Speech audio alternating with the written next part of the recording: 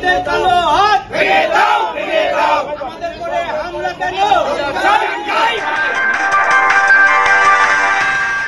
Benapole railway labour শ্রমিকদের উপর হামলার সংবাদ প্রকাশ করায় আনন্দ টেলিভিশন ও দৈনিক কল্যাণের বেনাপোল প্রতিনিধি এবং শার্শা উপজেলা সাংবাদিক ঐক্য পরিষদের সাধারণ সম্পাদক আইয়ুব হোসেন পক্ষীকে মোবাইল ফোনে হুমকি প্রদান ও অকথ্য ভাষায় গালিগালাজ করার প্রতিবাদে মানববন্ধন করেছে শার্শা উপজেলা সাংবাদিক ঐক্য পরিষদ সহ উপজেলা সাংবাদিকবৃন্দ। এর প্রতিবাদে রেলওয়ে লেবার শ্রমিকরাও মানববন্ধনে অংশ নেয়। বুধবার বিকাল ৪টার সময় বেনাপোল কাস্টমস হাউজের সামনে এই মানববন্ধন কর্মসূচি পালন করে সাংবাদিকরা। এই সময় রেলওয়ে লেবার শ্রমিকদের পক্ষ থেকে ঘটনার বিস্তারিত জানিয়ে বক্তব্য দেয়া হয়। পরে সাংবাদিক নেতৃবৃন্দ বক্তব্য রাখেন। বিস্তারিত দেখুন ভিডিওতে। আমরা কুলি করে খাই, আমরা এখানে গরিব মানুষ, যারা আছে সবাই গরিব মানুষ। 15-20 বছর পরে এখান থেকে বহিরাগত লোক কিছু লোক এসে আমাদের উপর হামলা করে, বলে আমাদের এখানে কাজ করে দেবে না। পরে আমাদের এখানে স্থানীয় লোকদের এসে আমাদেরকে ঠেকায়, ওরা লাঠি শুটার দেশি অস্ত্র নিয়ে এসে আমাদের উপর হামলা করে। আমরা বহুত কষ্টে এখান থেকে ভেগে যাই, তারপরে এখানে স্থানীয় লোকজন আমাদেরকে বাঁচাই। আমরা বলি আমরা এখানে দীর্ঘদিন ধরে কাজ করি, আমরা এখানে কামলা দেখাই, আমরা পরিশ্রম করে খাই এখানে, আমরা এখানে কোনো হারাম পয়সা কামাই করি না। কিন্তু আমাদেরকে তারা এখান থেকে ভাঙানোর জন্য একটা গোষ্ঠী মেতে উঠেছে। আমরা সরকারের কাছে আমরা বোঝাচ্ছি। বেনাপোল প্রতিনিধি আমাদের ছোট ভাই আইয়ুব হোসেন পক্ষী, সে একজন সংবাদকর্মী, আমিও একজন সংবাদকর্মী।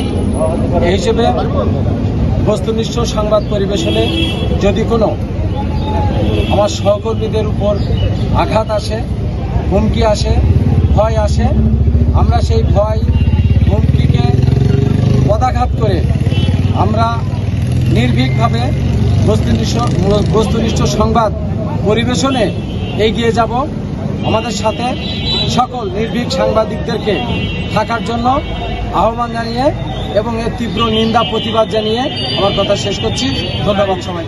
নিয়োগের ঘটনাকে কেন্দ্র করে একটি মহল সাংবাদিকদের সাথে বিরূপ আচরণ করাতে আজকের এই বেনাপোলের সাংবাদিক মহল এই রাজপথে মানববন্ধন করছে।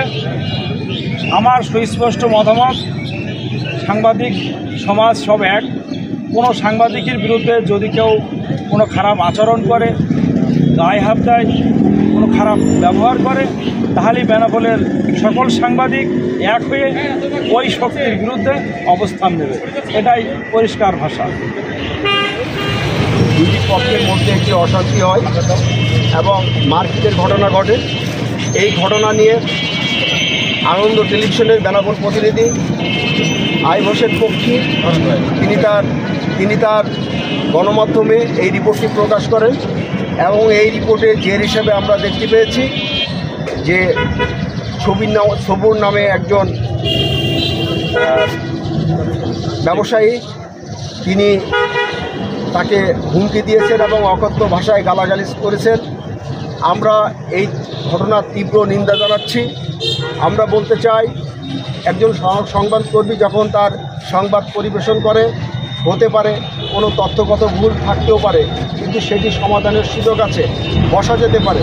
কিন্তু সেটি না বসে ফোন করে অকথ্য ভাষায় গালাগালিজ এবং হুমকি, এটি গণমাধ্যম কর্মীদের যে সংবাদ চর্চা, সেই সংবাদ চর্চায় কিন্তু মারাত্মকভাবে বাধা সৃষ্টি করছে। এই বাধা সৃষ্টি যারা করছে সে যে দলের অনুসারী, আমি বলবো সেই দলের যারা কর্মকর্তা আছেন, যারা নীতি নির্ধারক আছেন, এই বিষয়টি তারা অবিলম্বে দেখবেন এবং অভিযুক্তের বিরুদ্ধে শাস্তিমূলক ব্যবস্থা করবেন।